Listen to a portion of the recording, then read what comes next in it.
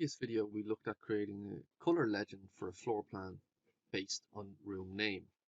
And as you can see here, this is the last floor plan that we set up.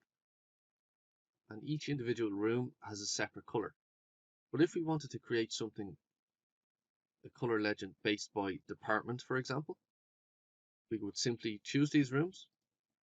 So select each room. So you can either hover into your room tag and select the rooms that you want to group together. So say you wanted to group them by company type or the company department. So I'm just going to select all of rooms at this end of the building, because I know for this particular company that occupy this building, they're going to want to group all of these based on the engineering department. So I'm going to group all of these,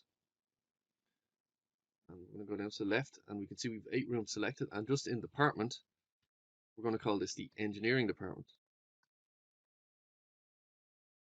Hit return on that. Therefore, department has been applied to every single one of those rooms. So if I hit apply on that, then if I change my color scheme on my left hand side,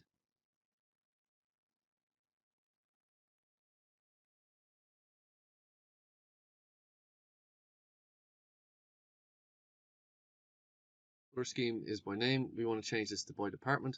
So it's only the engineering department for now. We've one department. So we're going to add a second department as well. So just click OK. So it only colors what's has a department applied to it. So these only have engineering. So I'm going to choose another couple of rooms down here. I'm going to call these construction. So this is another department within the building. This doesn't alter the room names by any means that we created in the last video, but it simply just groups them together, and we can create separate floor plans, one for room grouped by name and one for rooms grouped by department. So I'm going to name all of these, and this is our training department. So department. So the room name is not changing whatsoever. It's only by department.